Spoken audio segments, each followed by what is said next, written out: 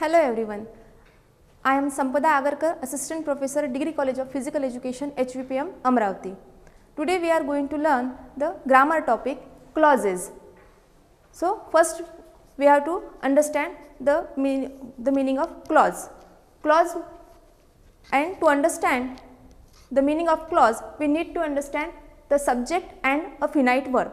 What is subject? Subject means a person or a thing which doing something, or a person or thing that for what about the phrase, the clause or the sentence is about. And a finite verb.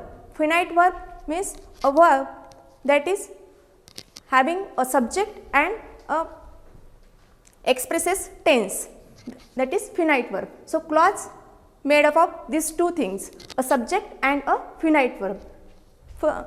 So we can better understand with these examples.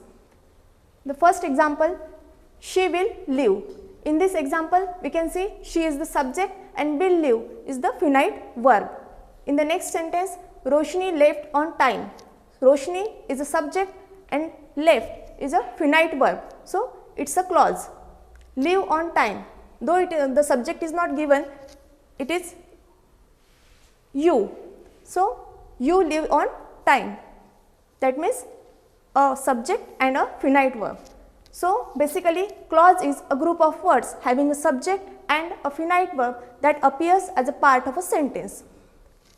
Then we see the another examples. He will buy a box of matches.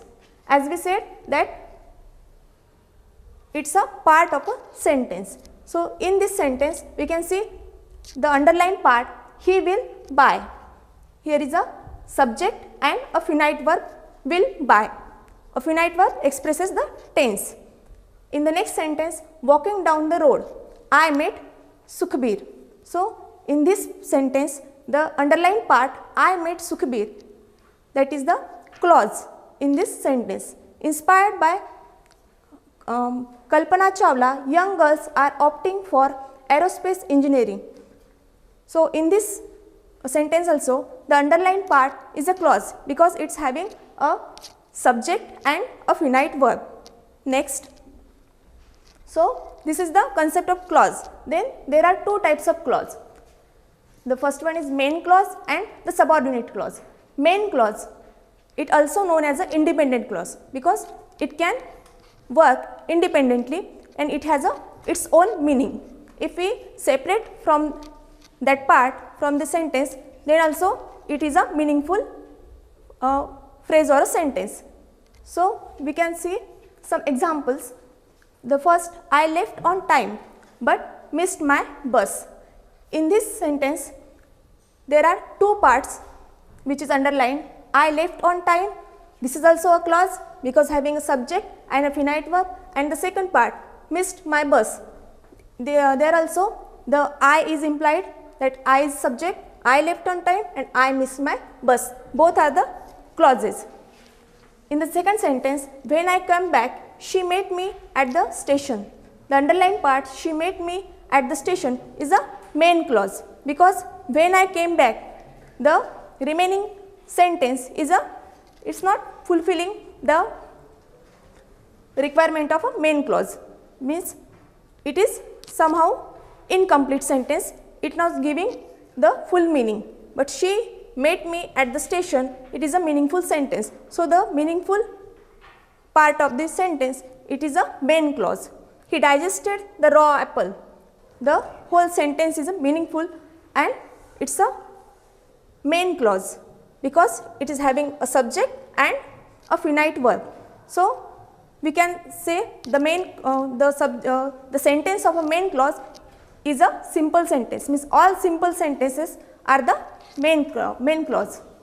Then the next type is subordinate clause. Subordinate clause means it is also called as a dependent clause because it is dependent on the other part of the sentence.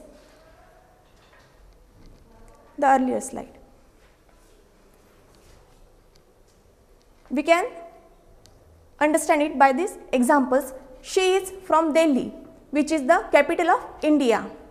In this sentence, we can recognize the main clause first, that she is from Delhi. It is a main clause because it is having a subject and a finite verb. But the next sentence means the next part of the sentence is which is the capital of India, which is underlined. That is a dependent sentence because it is not fulfilling its meaning by its own. The next sentence is she said that he was innocent. In this sentence also, he said is a main clause, and the other one, that he was innocent, that is a dependent clause, and that's why it is known as a subordinate clause. In the third sentence, the moment which is lost forever.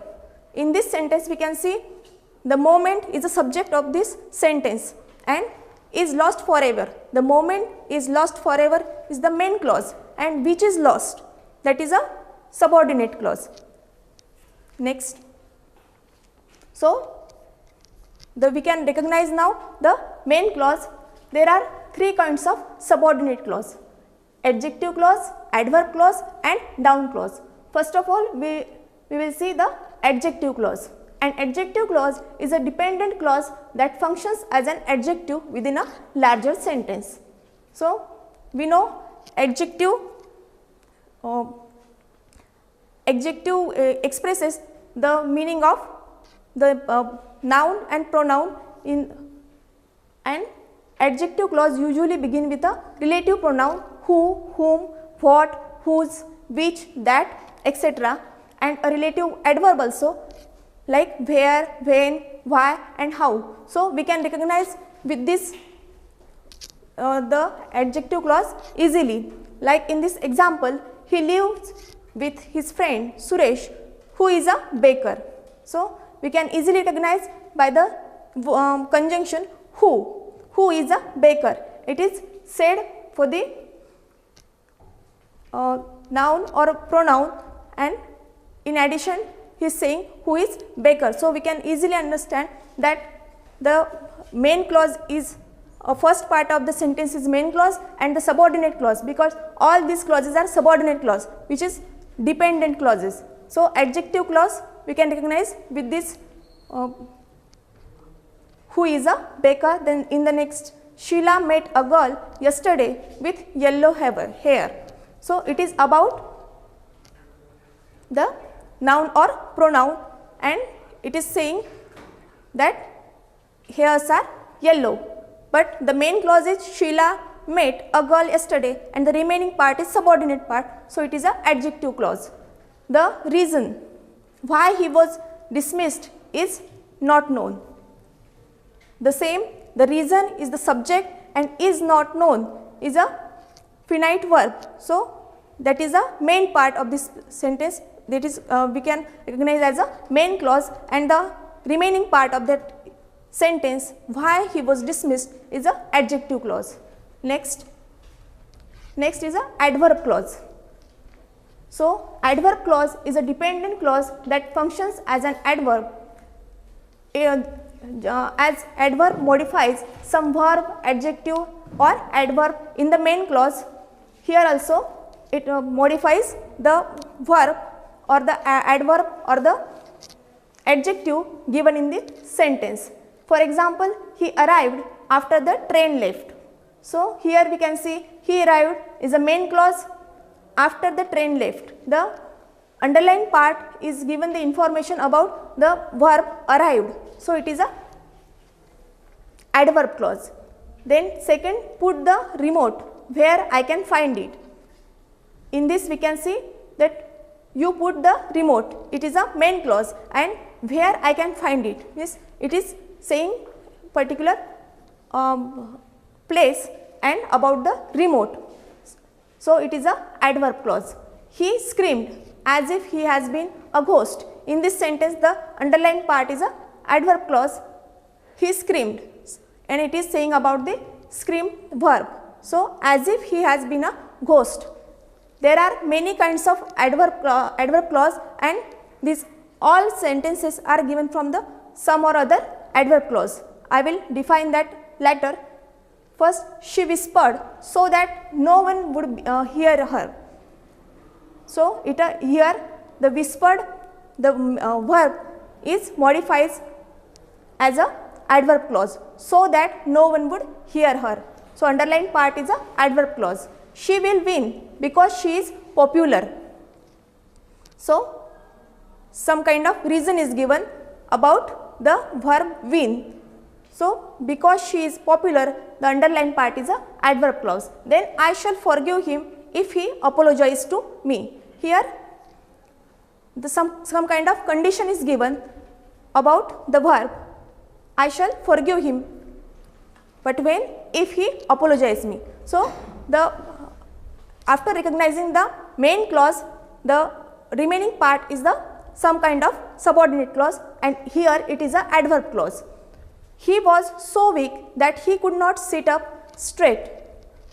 Here he was so weak, and about that it is said that he could not sit up straight. Some kind of information is given about that verb. So, he is older than he looks. Here also about older said that he looks than he looks means. So, it is the underlined part is the adverb, and the last one is although he was ill, he completed the task. So, in this sentence the first underlined part is a adverb clause. Next. So, adverb clause, types of adverb clause. There are 9 types of adverb clause, and that these all clauses are started with the subordinate conjunctions. Like the first adverb clause of time. If we want to recognize the adverb clause of time, it usually starts with the when, wherever, as soon as long as, after, as, while, since, before, till, or so on. If you want to recognize the adverb clause of place, the words that indicates the place, that is where, wherever, or whence, etc. Then adverb clause of manner. So, we can easily recognize with these conjunctions as if, as though, etc. Adverb clause of purpose, that, in, order that, so that, let's, etc. And in the fifth type, adverb clause of cause or reason. As we have seen in earlier sentences that somewhere the time is given and somewhere the reason is given about the verb or adverb. So, we can recognize with these conjunctions adverb clause of reason, because, as, since, that, now, etc. Adverb clause of condition, if, unless, whether, in case, even if, etc.